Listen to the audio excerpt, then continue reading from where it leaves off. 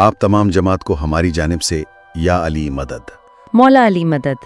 ہم سمجھتے ہیں کہ کچھ سٹوریز، کچھ واقعات جو پاسٹ میں امام نے کیے ہیں اس پر یقین کرنا تھوڑا مشکل ہے، کیونکہ وہ معجزے ہیں اور معجزوں کو اکثر لوگ غلطی سمجھتے ہیں۔ لیکن اگر ہم یہ دیکھیں کہ نبیوں اور رسولوں نے بھی اپنے اپنے زمانے میں معجزے کیے ہیں، بالکل کیے ہیں، صدیوں سے، ہاں، تو وہ ہمیں وہ رانگ نہیں لگتا۔ لیکن جب امام کے معجزے کا ذکر سنتے ہیں تو وہ ہمیں اچانک سے جھوٹی کہانی لگتی ہے۔ بہرحال یہ آپ کے ایمان پہ ڈیپینڈ کرتا ہے کہ آپ امام کو کیا سمجھتے ہیں۔ ایک حدیث یہاں کوٹ کر دیں تاکہ کلیئر ہو سکے کہ حضرت محمد مصطفیٰ صلی اللہ علیہ وآلہ وسلم اور حضرت علی علیہ السلام ایک ہی نور سے ہیں۔ صحیح بات ہے۔ اور وہ جو مشہور سنن الترمذی کی حدیث ہے نا، جسے حسن اور صحیح کہا گیا ہے، جس میں فرمایا گیا کہ علی مجھ سے ہے اور میں علی سے ہوں۔ ایگزیکٹلی۔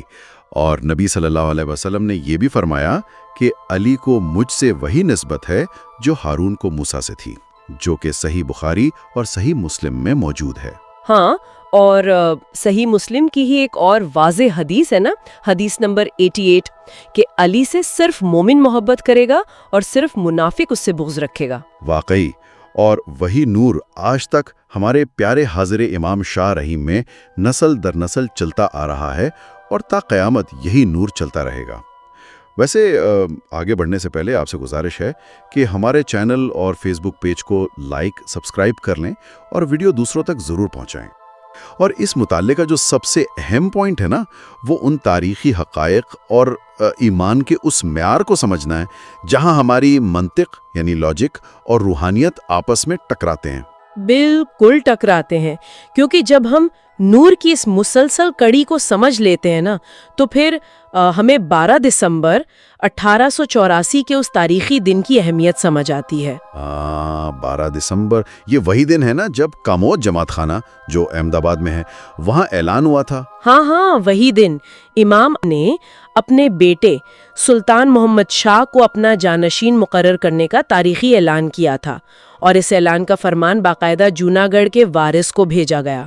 فرض کریں آپ کے پاس ایک نیا کمپیوٹر ہے، اس کا ہارڈ ویئر نیا ہے، صرف کچھ سال پرانا، لیکن اس کمپیوٹر کے اندر جو سافٹ ویئر ڈالا گیا نا، وہ صدیوں کا پرانا اور بہت ایڈوانسڈ علم اپنے اندر سموئے ہوئے۔ اچھا، تو مطلب جسم چاہے 7 سال کا ہو، اس میں موجود جو نور ہے اس کی کوئی عمر نہیں ہوتی۔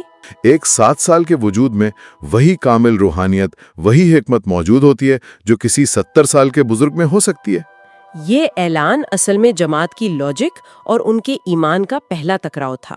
لیکن دیکھا جائے تو کم عمری میں جناشینی کے اعلان نے امام کی جو بنیاد رکھی تھی، اس کا عملی امتحان تو صرف 4 دن بعد ہی شروع ہو گیا تھا۔ ہاں، وہی سفر، 16 دسمبر والا سفر۔ ہاں، 16 دسمبر 1884 کو امام اپنے نوجوان جناشین اور مریدوں کے ایک بڑے قافلے کے ساتھ بامبے واپسی کے لیے روانہ ہوئے تھے، اور راستے میں ہی یہ قافلہ اس مشہور سرخیز جھیل کے پاس پہنچا تھا۔ اوہو، سرخیز جھیل!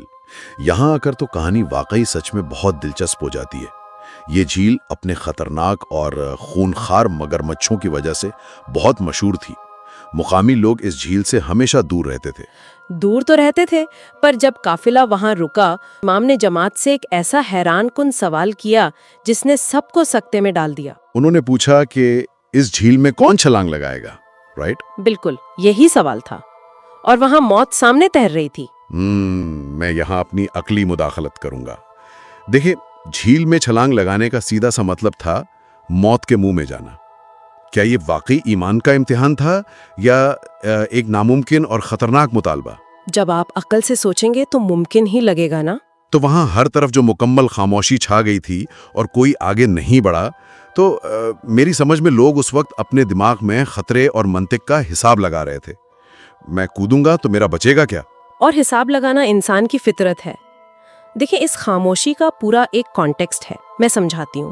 جب انسان اپنی منطق کو، اپنی لاجک کو روحانی رہنما کے فرمان پر ترجیح دیتا ہے نا، تو وہاں خوف پیدا ہوتا ہے۔ مطلب ڈر عقل کی وجہ سے پیدا ہوتا۔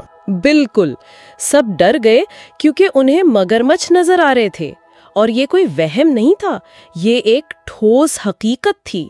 انہوں نے پانی دیکھا، مگرمچھ دیکھے، اور نتیجہ نکالا موت۔ सर्वाइवल इंस्टिंक्ट इंसान अपनी जान तो बचाएगा ना। हाँ, लेकिन जब काफिले में मौजूद बाकी तमाम लोग इस सर्वाइवल इंस्टिंक्ट और खौफ के मारे जम गए थे, तब वहां किसी ने मंतिक को पीछे छोड़ दिया। भगत नामराज, मिथान गांव के वो शख्स, उन्होंने ईमान की हकीकी तारीफ दरियाफ्त की उस दिन। वाकई उन्होंने बिना किसी हिसाब किताब या हिचकिचाहट के मगरमच्छों से भरी उस झील में सीधी छलांग लगा दी। उनका मानना था कि जब इमाम हुक्म देता है तो बस बगैर सवाल किए उस पर अमल करना चाहिए, और फिर जो पेश आया वो सोर्सेस के मुताबिक एक खुला मौजज़ा था। ऐसा मौजज़ा जिसे मंतिक कभी समझ नहीं सकती। जिन मगरमच्छों से सब खौफजदा थे, जिन्होंने पहले किसी को जिंदा नहीं छोड़ा था, उन्होंने भगत नामराज पर हमला ही नहीं किया। हैरान कुन बात है, सोर्सेज में लिखा है कि वो उनके साथ ऐसे खेलने लगे जैसे वो कोई शिकार नहीं बल्कि एक बहुत ही मुअज्जिज मेहमान हो। हाँ, और कुछ ही मिनटों बाद भगत नामराज उस झील से बिल्कुल सही सलामत बिना किसी खरोच के बाहर आ गए। इसे सुनकर ना मैं एक मिसाल से इस हैरानी को वाज़े करता हूँ। ये तो वैसा ही है ना जैसे आप जानते बूझते आग के अलाव में कूद जाएं और उम्मीद करें कि आग अपना जलाने का जो असर है वो छोड़ दे। सही मिसाल है, आग जलाती है और मगरमच्छ शिकार करता है। ये फितरत के कवानीन और रूहानी हिफाजत का सीधा सीधा टकराव है। भगत नामराज ने अंधे होकर छलांग नहीं लगाई, उन्होंने खतरे को देखा जरूर, लेकिन उन्होंने इमाम के हुक्म को उस खतरे से कहीं बड़ा समझा। और इसी में असल सबक छुपा है। मेरी नजर में इस पूरी कहानी में अहम पहलू सिर्फ मगरमच्छों का शांत होना नहीं है। तो फिर असल सबक क्या है? असल सबक भगत नामराज का फेल है, यानी उनका एक्शन। मौजज़ा मगरमच्छों ने नहीं, उनके अमल ने किया। उनका ये फेल जाहिर करता है कि जब हमारे सोर्सेस नूर की बात करते हैं तो उस नूर पर यकीन सिर्फ ज़बानी कलामी नहीं होता, वो अमल से साबित होता है। वाकई अमल बोलता है। लेकिन इस मौजज़े को देखने के बाद बाकी लोगों के रवैये में एक अचानक तब्दीली आई थी। झील के इस अजीबो-गरीब वाक़े को अपनी आंखों से जब उन्होंने देखा तो फिर उनकी मंतिकी ने नया हिसाब लगाया। हाँ, बाकी लोग भी जोश में आ गए और छलांग लगाने के लिए आगे बढ़े कि भाई हम भी अपना ईमान दिखाएंगे। अब ताहिरी कम उम्री के बावजूद इंतहाई गहराई और हिकमत के साथ फरमाया, वक्त गुजर चुका है, अब छलांग लगाने का कोई सवाब नहीं है। लेकिन थोड़ा पीछे जाएं, इस सब का आखिर मतलब क्या है? मुझे अभी भी सवाल का जवाब चाहिए। बाकी लोग भी तो आगे बढ़े थे ना। ठीक है, उन्होंने थोड़ा वक्त लिया। देखें, इस सवाल का जवाब ही इस पूरे डिस्कशन का निचोड़ है। सोर्स टेक्स्ट में मौजूद ये आखिरी सबक सबसे ज्यादा अहम है। आप नोट करें, भगत नामराज ने तब छलांग लगाई जब उनके पास महफूज रहने का कोई सबूत नहीं था, कोई गारंटी नहीं थी। मतलब कोई एक्सरे नहीं था पहले से? एग्जैक्टली, उन्होंने सिर्फ और सिर्फ इमाम पर मुकम्मल यकीन किया। दूसरी तरफ बाकी लोगों ने क्या किया? उन्होंने तब छलांग लगाने का फैसला किया जब उन्होंने सबूत यानी मौजज़ा देखा, जब उनको तसल्ली मिल गई। अच्छा, तो जब तसल्ली मिल गई तो फिर वो ईमान थोड़ी रहा, वो तो फैक्ट बन गया। बिल्कुल। हकीकी ईमान का मयार ही यह है कि इस सबूत नजर आने से पहले यकीन किया जाए। जब आपको सेफ्टी दिख गई, फिर छलांग लगाने में कोई रिस्क थोड़ी था। फिर तो वो एक मंतकी फैसला था, रूहानी नहीं। क्या गहरा पॉइंट है ये। इस तहकीकी मुताले ने इस बात को पूरी तरह वाज़े कर दिया है कि जो शुरू में हमने हदीसें पढ़ी थी ना, और ये जो वाक़यात हैं, इनका आपस में क्या गहरा ताल्लुक है। रूहानी तसलसल का ताल्लुक है। हाँ, 1884 में ऐलान किए गए उस 7 साला जानशीन का सफ़र हो, या फिर सारखेज झील के किनारे लोगों के खौफ का इम्तिहान, ये सब सोर्सेज मिलकर हमें एक ही पैगाम देते हैं: नूर की मुस्तकिल मौजूदगी और बगैर किसी मटीरियल सबूत के उस पर मुकम्मल एतमाद, जो कि आज के दौर में थोड़ा मुश्किल लगता है लोगों को। मुश्किल जरूर लगता है, पर यही तो ईमान है।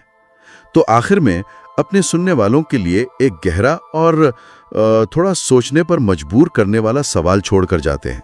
जरूर। अगर सच्चा ईमान सिर्फ उस वक्त कायम होता है जब तक सबूत नजर ना आए, तो आज की इस दुनिया में जहां हर चीज को डेटा और प्रूफ के पैमाने पर तोला जाता है, हम उस रूहानी यकीन को कैसे जिंदा रख सकते हैं?